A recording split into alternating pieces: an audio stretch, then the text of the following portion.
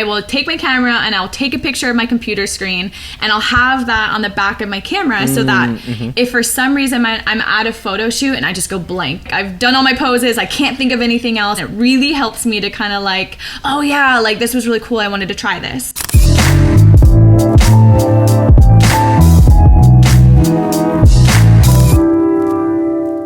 What's up, guys? Ryan here at Signature Edits, and today we are going behind the edit with Jasmine Abby. Now, Jasmine's an incredible wedding photographer. She's based in Hawaii, and she's really well known for her underwater portraiture. So I'm really excited to give you guys this conversation where she shows you everything that goes into creating her images. We're talking about posing, we're talking about getting clients comfortable, talking about some business and strategy stuff for building her business, and then we're actually heading over into Photoshop. She's going to show you how she does her edits from start to finish in Adobe Camera Raw and a little bit of Photoshop in there. So if you're a Lightroom user, this is still going to apply to you because Adobe Camera Raw and Lightroom are almost exactly the same. The tools align perfectly. Without further ado, let's head into it because I can't wait to get you into this interview. Peace.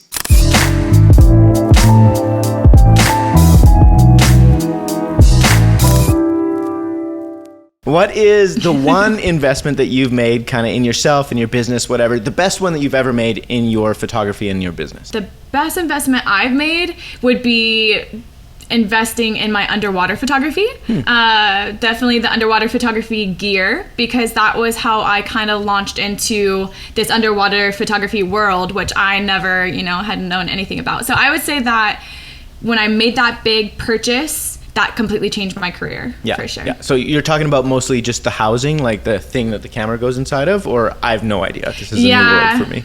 Yeah, so my camera, I have a Canon camera, and the housing that it goes in is an Aquatech housing, and that's required, to put my camera in so I can get down into the ocean and obviously not flood my gear. So that investment was just completely changed my entire business for sure. So if you could go back and tell yourself anything when you were starting out, like I'm just wondering, what would be one thing you would say to your earlier self? Like, hey, look out for this, maybe try this, do this a little sooner, maybe don't do that yet. What would that be if you're saying one thing to your earlier self? I think that I would recommend to maybe take some classes first before kind of jumping in, because like I said, I am self-taught. I didn't have anyone to help me. So it was a really long journey. Like I said, it took me about a year before I even felt comfortable enough to begin taking on clients, because I just didn't feel comfortable charging, and I didn't, without really knowing how the camera works. So I wish if I could go back, it would be to tell myself, you don't have to rush it, take some classes, learn the camera. Then from that point on, kind of figure out your style, because my editing style changed a lot as well. And then I would say on the business side of it, to definitely get a solid contract. I definitely think it's important for any photographer to get a contract, just because from my own experience, I have had issues in the past with not so much clients taking advantage of me, but I'm a bit of a pushover. So for me, I kind of was giving more than I should. I was working more than I should have, and it wasn't worth the money I was getting paid at the time. So I was putting a ton of work in, not getting, the benefits of that pay-wise, and I had to have a solid contract to kind of lay out the terms of what will and will not happen in a photo shoot. So I didn't get taken advantage of. Got it. So just in terms of deliverables, like how many photos you're delivering, how long you're actually shooting for, stuff like that. Right. Not delivering raws, that type of thing. That's just something I don't do. And so those were kind of ground rules that needs to be set before you book somebody. Because if your client is under the impression that they could get all the raws, or they could have you edit it in a different style than what you normally edit, but you didn't discuss that, or it's not written down and set in stone, it's a lot of gray area there for them to request stuff and be able to convince you to change, how you do things, just because you don't have a solid agreement. Yeah. And so now that I have a contract, I can go back and like, actually, according to my contract, I cannot do that for you. Yeah. It's just a little bit easier from a business perspective. Yeah. And do you meet with your clients? Like, this is kind of going off tangent a little bit, but do you meet with them ahead of the shoot, or is the shoot the first time that you're meeting them? Like, how do you make sure that you're on the same page as far as that? Yeah, actually I don't, because I'm in Hawaii and a lot of my clients fly in, you know, whether they're on vacation or they're getting married in Hawaii. Most of my clients are tourists or vacationers. So for me, I do not meet with them. I usually correspond via email, and then once they're booked, I will do a phone or video consultation with them. And then, yeah, we meet for the first time in person. If they were to be on island, I always, like, you know, if I know that ahead of time, I do offer, you know, a coffee date or something just to get to know each other. Yeah. Or I'll do, if it's a wedding, I'll offer a complimentary engagement session just so we know, you know, that we work well together, that they like how I shoot and all of that. But typically, no, I don't meet with my clients first. Perfect. Any tips for breaking the ice when you first meet them? I find myself doing this so much, but in Hawaii, we are big huggers. Okay. We don't shake hands. And so a lot of my clients will, you know, go in for a handshake, I'll go in for a hug, and it's really awkward, and we laugh it out, and it just kind of breaks the ice. So it happens almost every single time. So now, like, my thing is, like, I'm a hugger, you know, I warn them before going in. You don't just violate the personal space. Now you let them know you're going to. I do warn them ahead of time. I love it. No, it's true. The sooner you can kind of get through that and break the ice, the better. Why kind of spend the first 20 minutes feeling awkward, right? So I love that. Okay. Exactly. What would you do today if you're starting out, like, over from scratch building a business? You have no portfolio, no name, no whatever. You've just got a camera and yourself and what you've learned along the way. Like, what would be your approach to restart from scratch? I definitely would start out by, you know, like I had said before, taking some classes, learning my camera. I think it would just a bit of a less rocky road for me in the teaching myself, you know, department. Like, teaching myself was really tough, and it was a really slow road. So I definitely would just tell myself it's okay. You don't, you know, you can learn the camera, take it slow. And then I would definitely shadow some photographers that are well seasoned, that have experience in the wedding, you know, photography game and working with couples and all of that. I would like to shadow them, just because when it came to the decision of turning this into a business and I'm ready to go, I kind of just jumped in, and I didn't have a lot of those weddings and engagement sessions and stuff under my belt, and so it was a little bit tough, you know, like, weddings can be hard, they can be stressful. And I kind of just jumped in without having a lot of experience, and that definitely does affect, you know, how to handle it. And so after about a year of just kind of fully jumping in, I actually ended up taking a step back and, you know, kind of starting over. So I would just tell myself, slow down, shadow some people. You don't have to jump in right away, and take it slow. No, that is profoundly good advice. It's interesting because we want everything right now, and so we skip steps, and then in the process sometimes we make it a lot longer and a lot harder than it actually has to be, because we want to skip to step 3 instead of, you know. So that's great. So with that in mind, your number one piece of marketing advice for young creators? I definitely get majority of my clientele and people following me and all of that, I would say, from Instagram, because I don't even advertise. I just post to Instagram. But as of lately, I would say the past year or so, I've, you know, opened the door to all these different social medias, and I've noticed that there's so much opportunity to make money. Like, I'm now on the Facebook Creators Reels Creator Program, and I'm in the Instagram Creator Program, so I'm getting paid now for posting in these, and I just started a few months ago. So it's a great opportunity to not only gain clientele, but to make money. What's in your camera bag right now? You're going to a typical shoot. So for a typical shoot, I typically will bring one camera, which is my Canon EOS R, and my 35 millimeter. It's a Sigma 35 millimeter lens. And sometimes I'll bring my 24 millimeter lens, depending on if it's a couple session on the beach or if it is a couple session in the water. So for my underwater sessions, I typically would bring my Aquatech housing, my Canon 5D Mark III, and my 24 millimeter Canon lens. And then I would say for my weddings, I would bring all of my gear, my EOS, my Canon 5D Mark III, my 24 millimeter Canon 24 millimeter, my Sigma 35 millimeter, and my Canon 70-200, and then my flashes. Okay, so you have I have a lot of gear. Your total would be the 24, the 35, and the 70-200. Those are your 3? Those are my 3 lenses that I typically, use. Yeah. Okay, like for wedding stuff, and then portraits is just wide all day long. Yeah, so for my underwater portraits, it's the 24 millimeter because you need a wide lens. And then for my on-land couples portrait sessions, I use my 35 millimeter because I like that blurry background, not as wide. I like the kind of cropped in shots. So, yeah. Perfect.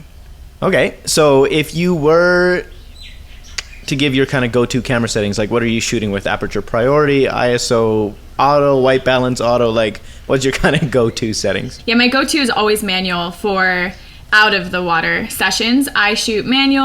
I try to have the lowest aperture possible, so I try to stick between like a 1.4 to a 2.2 aperture, and then I set my ISO as low as possible, and then I adjust my shutter from there depending on the light. And then when I'm in the water, I actually shoot with aperture priority. That way, because when you go out of the water, it's so bright, and then when you go under the water, it's a completely different setting. So having that aperture priority just allows it to be flexible without me having to manually change it every single time I go above and below. That would just take years. So, yep. It's true. Okay, and then it would take so long. Then focus mode. You know what I mean? Yeah, I do like the center. I do the center focusing point, but I do sometimes have it on face metering too, so it'll track the faces and keep that in focus. Having the focal point, it's so great. Like for me, doing selfies or doing clients and stuff like that, it works so well. I love it, and it's good because I like a lot of candid movements and flowy type of movements and shots, and so it allows me to be able to like still get them in focus, especially underwater. They're swimming, and it's that's a whole nother ball game. So having it track them, it helps to keep them in focus no matter where they're at. In general, when you're going into a shoot, like, are you using pins you found on Pinterest? Do you have like go-to poses? Are you just doing prompts? Like, what's your kind of way of finding the shot? Yeah, going into a photo shoot, I typically like to find inspiration, whether it's, on Pinterest or Instagram or whatever it is, something that really just inspires me, something that I feel like is kind of the vibes of my clients as well. And I will take my camera and I'll take a picture of my computer screen and I'll have that on the back of my camera so that if for some reason I'm at a photo shoot and I just go blank, like I've done all my poses, I can't think of anything else, I kind of flip back through the pictures and it really helps me to kind of like, oh yeah, like this was really cool, I wanted to try this. Yeah. It's just in case. It's always like a plan B for, when my ideas and the way I kind of run a shoot run out, or if I just draw a blank, it's a great way just in the moment to like just pause, like tell my clients, go take a break real quick. I'm going to just make sure I like these photos. I just want to look through all of your pictures, make sure I got everything. Gives me a chance to like kind of just reset and like, oh, you know what? I actually wanted to try this. What is so encouraging about it is the fact that even with as many shoots as you've done and as many times as you've gone through it and as much skill as you've now acquired, everybody still draws a blank like once in a while. So I think that's really encouraging for anybody who's like starting out. Like it happens. You just need to like figure out, just take a breath, slow down, and having that camera trick to just be like, hey, let me just look at your photos really quick, take a breather. It just is like a great trick. I love that. When it comes to like lighting and that sort of thing, do you have any specific approaches to light? Is it all natural? Do you use modifiers? Like what's kind of your game there? So for regular shoots, my lighting setup would just be a natural lighting. I don't use any modifiers. I don't use any flash. When it comes to just an outdoor photo shoot, it's all natural. When it comes to weddings, I do like to have on-camera flash, and I typically will just use the videographer lights that they typically set up as my fill light when it comes to wedding receptions and stuff. But no, I'm an all-natural photographer. I don't like using flash. That's kind of not my style. So I just go with natural light. Cool. And any like special effects filters or anything on the front of your lenses, or just as they are? No, I do not use any special effect filters or anything on my lenses. I typically just have my lens and yeah. Heading over into Photoshop, let's pull up Photoshop and do some editing. I would love to see how you edit your photos. That sounds great.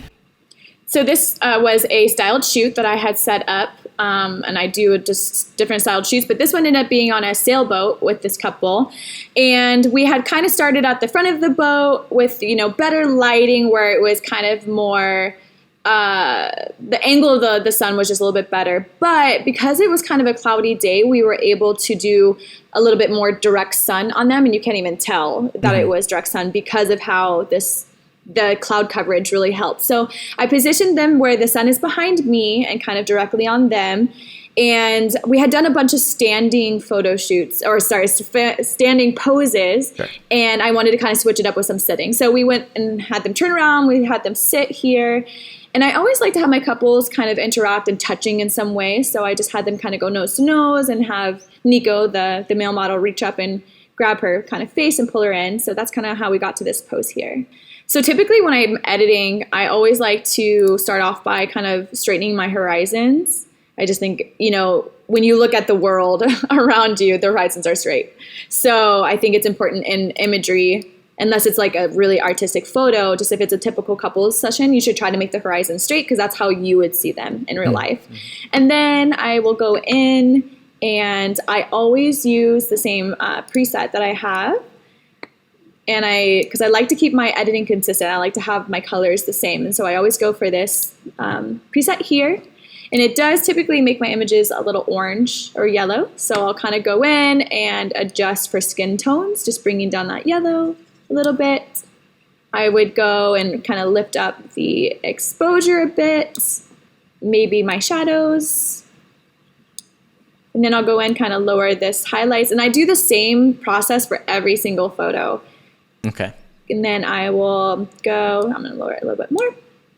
Raise my whites up a little bit. After I do typically these first couple of adjustments, I will always go back up and make sure I still like my temperature and my tint. Just the skin tones are okay and kind of adjust from there if I need it. So I might bring up the yellows a little bit more, add a little bit more greens. I always like to have a good amount of texture and clarity in my photos, a little sharper, colorful. Then I will go down to detail. And I always do noise reduction just to kind of smooth out their skin a little bit, kind of take away that. Because especially if I'm shooting with a higher shutter speed, typically, or even sometimes if it's a higher ISO, it does cause a little bit of grain. So I like to go in and kind of do the noise reduction to get rid of that. And I would say this is kind of like how I would end my editing with this image. After this, I would pull it into Photoshop and probably get rid of this backpack right here. It's kind of a little bit, you don't notice it at first, possibly, maybe, but once you see it, then you can't not see it. Okay. So I'd probably get rid of that. Interesting. And so I guess a couple questions that I do have is, so you're doing this with every single image one at a time like this? Or if this were the set and you had 10 images that were all similar, would you copy paste these settings at that point? Or what's kind of your process there? Yes. Yeah, so I would. And I like to kind of just pull up all of my images into Photoshop and instead of culling them first. And so I will pull them all up, and then so they're going to have a lot that are very similar. And then I will edit the one that's maybe my favorite one, an anchor photo. And then from there, I will copy and paste the settings to all of the images that are very similar. Okay, interesting. So you're not culling. At what point do you decide which ones you're going to give the client, or how does that work? Yeah, so I am not culling. So the ones I would decide to give to my clients would be just kind of my favorites. I do like to give my clients as many photos out of the gallery as I can where they're, they're looking, their eyes aren't closed. I like their posing and their movement and all of that. So I don't cull too much. I do actually a lot, probably more editing than most photographers. And so I'll kind of give them all the really good favorites of mine. And then I let them choose their final photos that they want that are included in the package. Okay. Because I just think sometimes photographers, they have a certain eye to a photo that they really love, and the client might see it differently. So I like to give them just a little bit more, just because what I like might not be what they like. Got it. So you'll give them, let's say 200 images in their gallery, then they'll go through and select favorites, and then at what point are you doing the background removal, like the backpack and that kind of thing? Like, is it after they've sent you the favorites?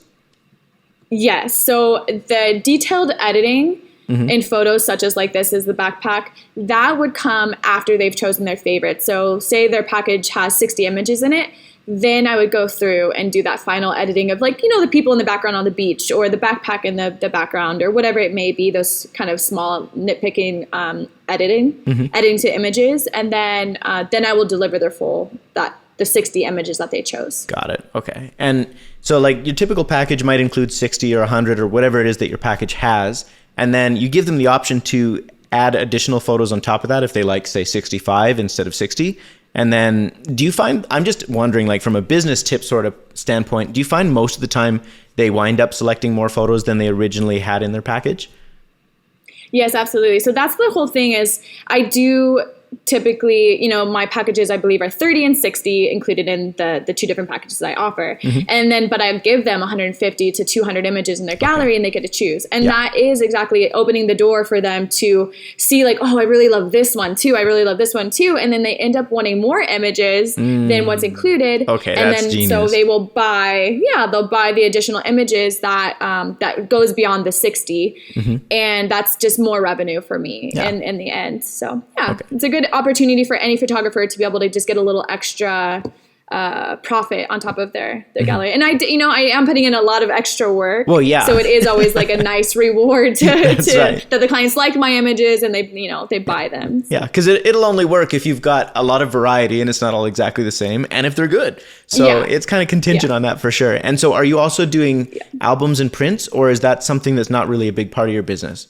I know this is not editing question, but I am curious. No, it's okay. So up until actually this year, I was including albums and prints complimentary into my packages, but now I only do that for weddings. For my clients, like couples photos and families photo shoots, I will do a complimentary print with the largest package. And the only reason why I do that is because it was my pack or my albums and my prints are really, really good quality. They're very expensive. So to offer something like that as a complimentary item is just it's a heavy hit to the business. And so essentially I don't do that anymore. I've kind of just given them more digital prints instead. And then if they would like to add an album, they can, but they do have to pay for it. Okay, let's hit photo number 2. Alrighty. So this one, same thing, was on the boat. They're about to jump into the ocean. And I'm in the water, shooting obviously towards them. The sun is kind of behind them, but again, it's a very cloudy day, so you can't really tell, which was really, really nice because a lot of times when it's super, super sunny, it doesn't allow for those really nice, soft, it's a lot of like harsher shadows and stuff like that. And like you can see on them that they're pretty properly exposed in camera, which was nice.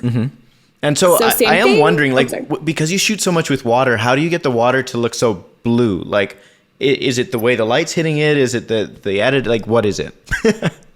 I definitely feel, well, actually it depends on location. Every location, the water looks different. So in deep water ocean, like this photo shoot was at, the water is a very royal blue. And more shallow water, it's going to be a lighter blue. That is so it doesn't fascinating. necessarily matter.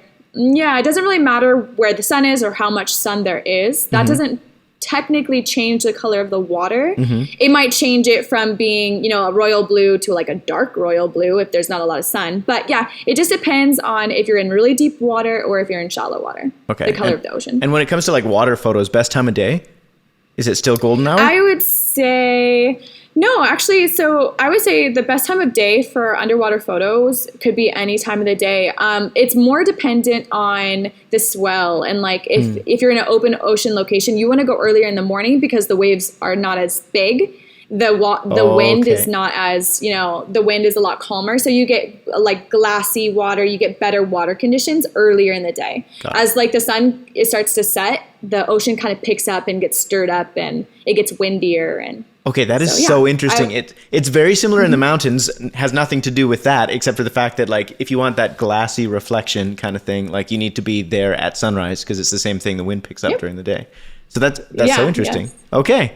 So you're in the water, it looks to me like you're up above by a little bit. Yeah, I'm kind of like treading water, keeping my head afloat. Okay. And so you're just shooting this. This is the 24. You've got the housing on there. And I'm imagining, so you're shooting at 1/8,000th of a second. So what is it that makes the kind of distortion around the edges, like the little bit of blur? It's almost like there's motion going on, but your shutter speed's so high that wouldn't be why, right? So the little bit of blur on my lens is from the water touching the port, the like underwater housing, the glass port that goes over my lens. Yeah. I have a flat port, so that is like the water droplets have like kind of clung to the glass. Interesting. Okay. Awesome. So typically, like I said, I start with my preset right here that I love, my go-to. And then from there, I will kind of start up at the temperature and the tint. And I kind of like how it is already. So what I would do is move down to the exposure. I will definitely bring up my shadow so we can just see a little bit more detail in his body here. And so I'll bring that up. I will bring down my highlights, kind of bring up the whites. I do typically like my images to be a little bit more golden, so a little more yellow. And with this preset, it sometimes does wash out my colors. And when I'm doing underwater photography, I love bringing blues. Like I love having the blues. Yeah. So what I would do is I would get a brush tool and I would brush back in the blue. So I'll just kind of brush it along the water and I will add in some blue, just kind of dropping my temperature, my tint, and then bringing up the saturation to kind of where I like it. Because I shoot a little bit more vibrant and colorful. Mm-hmm. So yeah, bring back. That's one thing that I was totally wondering about when I was first looking at your Instagram is like you've got all these photos and the water is so beautiful blue, and I know how tricky it's been for me to get water to look that way because by the time you get the skin tones right, so that's such a great trick, and it's so easy, right? You just lower the temperature, raise the tint a little bit, and draw it on. Yeah, kind of brush it in. Especially when it's just like a little bit is the blue, the ocean, I will kind of edit my entire image first how I want it and then kind of brush it back in if for some reason I've lost that blue. Because it does happen. Mm-hmm. Sometimes it'll be really bright, vibrant, but typically the colors are more vibrant on a sunnier day. But again, this was really cloudy, so everything was a little bit more muted. Yeah, and then so from there, that's kind of like go-to. I definitely always will bring up my temperature, my clarity, a little bit of vibrance, maybe go back up to my temperature. And like I said before, when I'm editing, I kind of stick with doing the exposure, contrast, highlights, the shadows, whites, and blacks. And then I go back up and readjust my temperature and my tint to kind of just make sure it's all in line. And then I'll go down to detail and I'll add that noise reduction. And I would say this is kind of my go-to with that. And then after I've finished editing it, I would pull this up into Photoshop and I would Photoshop out these photographers here. Okay, interesting. And that would just be with the clone stamp tool, or what would you use to do that? I typically use a clone stamp tool. Okay, so how long would it take you to do that? Just random estimate. I think that took me when I did do it on this image probably about 10 minutes to get it perfect. Okay, so not it was too a little long. Bit of time. Like, it wasn't super too fast, bad. But and I will ask, just because I want people to understand how essential it is to get it right in camera, because I'm watching, and as you're editing these, like the consistent thing is, there's no like secret amazing magic like, whoa, Jasmine is like a rocket scientist of editing, because there's no amazing secret trick. It's just the photo was good to begin with. Or am I missing something? Is there a secret trick? No, I think that is so important. I think that's honestly some of the most important aspects of being a photographer is that consistency of when you go to a photo shoot, knowing your settings so that when you go back home to edit, you have a very clear, consistent editing style. Because that's what people will fall in love with your work if it's consistent, if it all looks the same. If you edit light and airy one day and dark and moody the next, and it's all over the place, clients are going to have a hard time identifying with your work and falling in love with it, because it's kind of just a hodgepodge of creative arts, so I think it's so important to like get your settings down and the way you like to shoot. That way when you go back to edit, you'll do the same editing every time, and it just also makes your editing that much easier. Yeah, it's really important to have it in because when you're just in the basic panel, like that's great. Settings. You're not like doing anything, the color mixer, the color grading. I'm just wondering, do you ever use those other ones like below detail? How often do you touch those ones? I do. I do. So like I'm not always, there's going to be instances where I do a photo shoot and, my colors are way different than these ones. It's not always perfect. Or a lot of times when it's a really, really beautiful sunrise or sunset, it's a lot more colorful. Yeah. So I have to go in and I have to adjust my reds, my oranges, the saturation, the luminance, and the hue. So I definitely do use these ones. I just try really hard to have my settings as close as possible to being the same every time. Okay. And like any big tricks in terms of when you started out, what you've now learned, Like, oh, that's how you do that thing. I always thought to get that color this way, it was this, but it was actually that. Like anything like that you've kind of come to learn since then? I think I've come to learn, since like the very beginning for me, I guess trick wise would just be knowing my settings beforehand, like knowing my settings before I go to a sunrise shoot, knowing my settings for a full sun shoot, or knowing my settings for a sunset shoot, because every different, time of day is going to look different color wise and going to need different settings for your camera. So I think if you can kind of learn those from the very beginning, knowing, different times of day, what type of settings you're going to need for your camera to achieve the look you're wanting, that's so important. That will help photographers so much. Okay. I think that was kind of like the biggest learning curve for me is kind of getting down my settings for different lighting situations. Mm-hmm. Okay, I love that. And so I do have to ask, because if I was sitting here watching this video, I'd be like, okay, so what are the settings? So like, just for example, what's the difference between say like an afternoon shoot or a sunrise and a sunset? Like how would you approach those different in your camera? So honestly, I kind of approach them the same by having the same base settings, and then I adjust it. So for instance, I would always go into a photo shoot. If it's doesn't matter if it's a couple, a family, it doesn't matter. If it's a family and there's, more than like 4 people, I'll probably bump up my aperture to 2.2.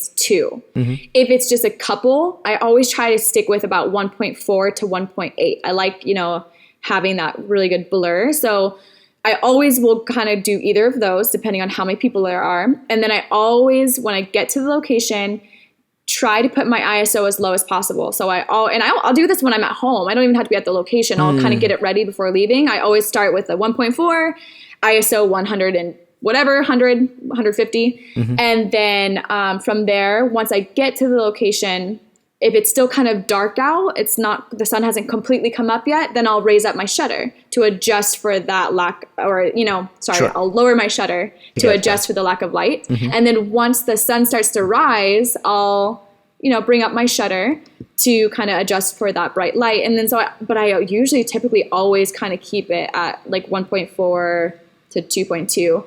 The only difference I would say for me being on, the beach a lot of times, or if I'm in the green, lush mountains, would be adjusting my white balance. Because a lot of times sunsets and sunrises are super orange and super colorful, and it makes your skin super orange and super kind of off. Booth. Yeah. So I'll definitely during the session either change, my Kelvin or change it to auto white balance just to kind of help me out.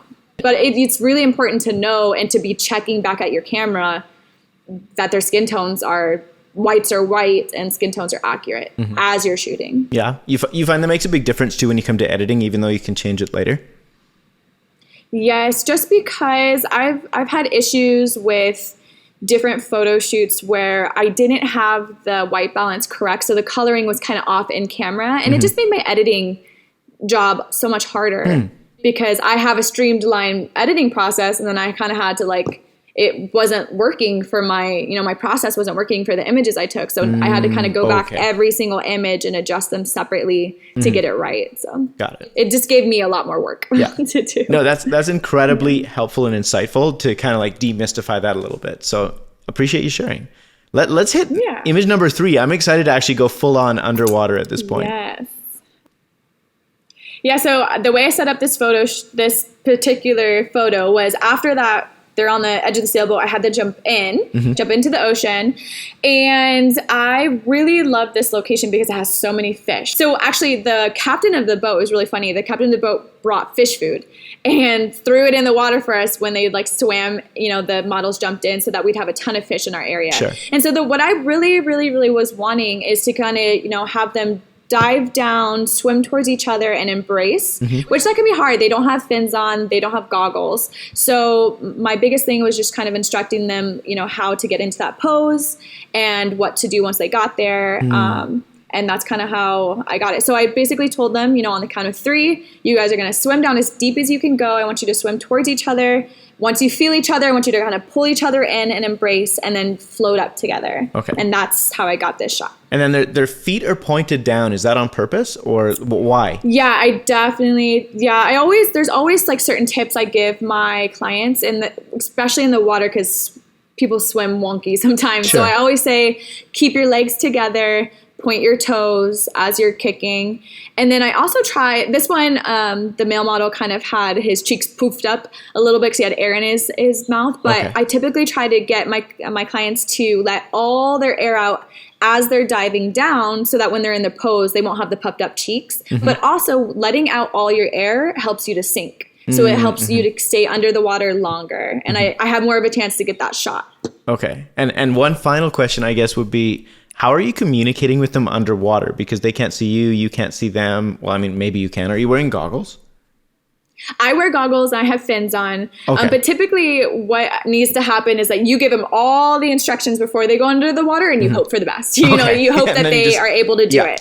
Yeah. So typically I will do a couple takes, maybe 2 or 3 tries before I know for a fact we've nailed it. Because the first time, it's so hard when you're going underwater and your eyes are open, things are blurry, and you can't see that well. It's really hard. You kind of have to just guess what you're doing. So I will always instruct them how to do it, you know, very, very detailed, like swim down, go towards each other, embrace, come up, have your toes pointed, all these different instructions. Let them try it for the first time. And then as I'm shooting, I will look and watch and see what needs to be changed. Got it. So when we come back up to the surface, I'll say, okay, that was great, but you need to remember, you know, point your toes or whatever it is. And I'll kind of correct. And I think this was maybe our second try. They're really comfortable in the water. They were really good swimmers. And so they were able to kind of do these poses a lot easier. Yeah. Okay. And so you're shooting this in burst mode, I'd imagine, because you only have a couple seconds and you want to get it right? This is in, the high continuous Just burst. hold it down and then you get like 20. I just hold it down. Okay, I love it. it. I feel like we've covered all the camera settings, so this is awesome. Show us the edit. Yeah. So again, I go to that one magical preset that I love. And I'm going to bump up my exposure just to get a little brighter. But my biggest thing with underwater is making sure whites are as white as I can, but getting skin tones as close as possible, because right now it's really, really gray. So I will bump up, or maybe I'll bring down. Let's see. I kind of just play around until I kind of get close. And if, like, for instance, I'm kind of having a hard time figuring it out. So if I can't figure it out, I will use this little eyedropper and I'll drag it along the white. And it helps me get closer. So I'm a little bit closer now to like what I am envisioning. So I'm going to go back and I'm going to bring up my contrast, my shadows. I'm going to bring up my vibrance. I just need more color to be able to kind of see what's happening here. Okay. So now I've gotten it a little bit closer to what I want. Yeah. And so now I will go back up to my temperature and I will start adjusting even more so to get it kind of how I want it. So this is pretty close. So now that I've got my temperature intent kind of close to how I want it, I'll go back through and readjust my settings. I like to have my contrast up a little bit more than normal for underwater, just because you do lose some of that clarity in the water. I'm going to bring up my texture, my clarity. Sometimes if the water clarity was really kind of murky, I'll bring up the dehaze a little. And that does also help to kind of bring back some of that color, some of that detail. Now that I've gone through all of these, I'll go back up to my temperature and my tint and kind of readjust even more, getting it where I want it. That's a little too much for me. Let's see. There we go. So I'll probably brighten it. And I'm just trying to find a nice balance between having whites and skin tones that are decently accurate. And like skin tones, honestly, is one of the hardest things for me to this day. So any tips on like how you know if it looks right or not? Because that is the trickiest part, I feel like, when you're starting out. Yeah, it's hard for underwater, especially because I feel like 2 different styles with underwater, and that would be like in terms of getting skin tones right. Some people really like that blue, like it makes you feel like you're just like deep underwater and the skin tones are a little bit more blue. And then there's the kind of more true to life underwater photography where the skin tones are accurate. So that's kind of what I like for me. And so in order to get that, again, like having your settings, using like auto white balance when doing underwater photography helps so much to get you as close as possible to proper skin tones. You can also use a red filter on your lens, And that will also help bring back true colors in the water, and it won't be as washed out and blue. Oh, interesting. I don't use that. Okay. Yeah, I don't use that, but it does help. So for me, I typically just try in camera to get as close to the settings, you know, like the correct settings as possible when shooting. And by using auto white balance, it just really helps to kind of get you close. And then using this dropper gets you even closer. Yep. And then honestly, I play around a lot. Like I'll go back and forth, do a couple adjustments, and then change my temperature. Do a couple adjustments, change my tint. Okay. It takes a few tries. Yeah. And I think what's really important is, can you go back really quickly to just the raw image plus the base preset? Oh, You know what I mean? Because I think what happens while you're doing that is a lot of people will grab presets, they'll buy them, they'll click it once, and they'll be like, oh my gosh, this looks so bad. This preset is horrible, or whatever it is that they say. Not knowing that so much of it is dependent on, you know, getting the white balance right and just dialing that in, because as soon as you do that, it looks magic. So it is so true. I don't know how to like that looks so bad. That. Yeah.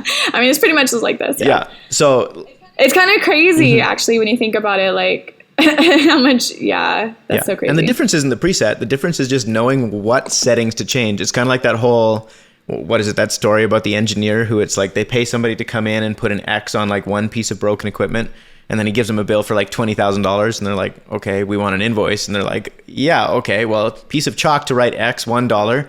Knowing where to put X, $19,999 is kind of the same thing when you're editing photos, hey? It really is. No, that's so funny. That is very true. So anyways, I love that. I love that your editing style is like, it's 100% true to you. Like you found your own thing that you love, and maybe I'm reading into it a little bit, but I feel like you edit the way that the photos that you like, I'm assuming, or are you chasing somebody else's style? Like where did this come from? Where did the Jasmine look come from? This is all me. It's so funny because I know so many photographers go through this, but I'll have these like, you know, crises once a year where I'm like, I hate my style. I hate my work. I want to look like this. I want to be like this famous photographer. I don't like how mine look. I want to be film. I want to be whatever it is. I always have these like midlife crises in terms of photography where I just feel like my style is not the style I want, that people don't like this look. But no matter how hard I try to edit different, it always ends up looking like this. It always ends up looking the same. Oh my gosh. I just don't know how to be different. And so like, I don't even think I could copy someone because I think it's so ingrained in me, like the processes that I go through and the way I edit, it's just like muscle memory at this point. I can't do anything different. This is just how I edit. So I would say it's definitely truly Jasmine. Even though sometimes I wish it wasn't. You know, we're all our biggest critiquers. So for me, this is just me. I can't do anything about it. It's so true. And I really appreciate you being like, honestly, kind of vulnerable in sharing the fact that like you have days where you're like, oh my gosh, my stuff just sucks compared to other people. Like I feel that way all the time. Especially when I get in conversations like this, because I'm like, man, Jasmine is so much better than me. Like, full stop. Just so much better. But people do that. Why do we do that? Why? You know?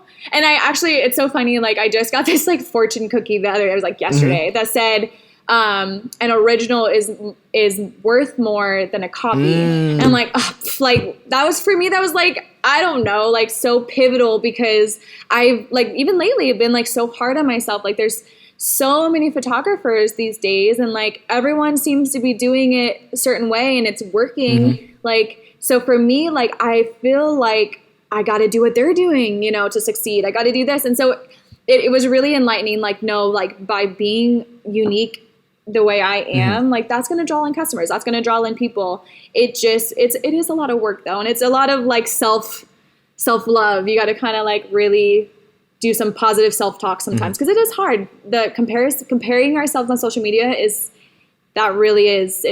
a killer of dreams sometimes.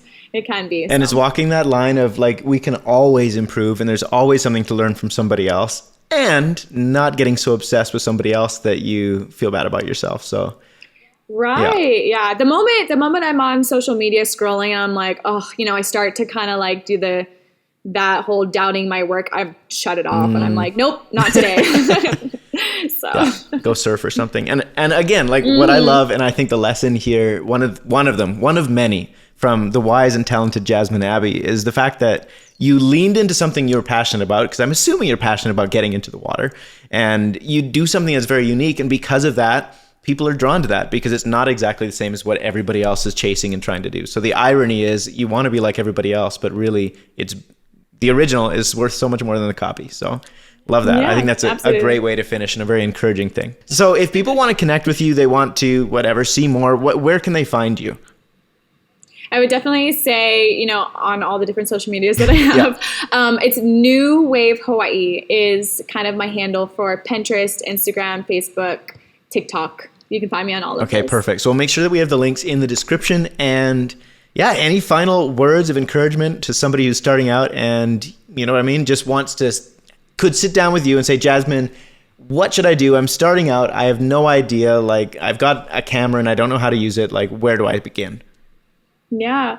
Well, my words of encouragement for anybody is just to keep going. Like, if you have that passion, like if you really feel like that's something you want to do, it's probably because, that's just something that you're going to be good at. You have that drive, you have that passion. So just don't give up, but definitely take the time to nurture that creativity by, learning from people that are seasoned and have, gone through it themselves. Kind of learn your camera, take the time to just definitely learn those basics before jumping in, and you'll do great.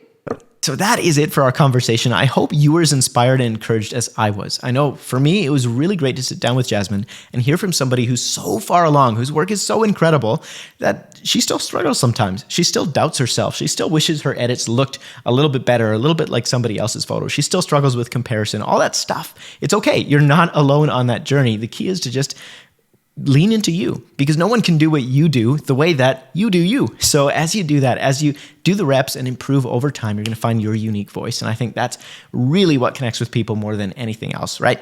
So if this video was helpful, do me a big favor. Can you hit that like button and leave a comment below? What was the number one lesson you took out of this? What are you going to apply today? Let's have a conversation. And if you want to check out some free presets, resources, whatever, make sure to subscribe and head to signatureedits.com. I will see you in the next video. In the meantime, create something awesome. Peace.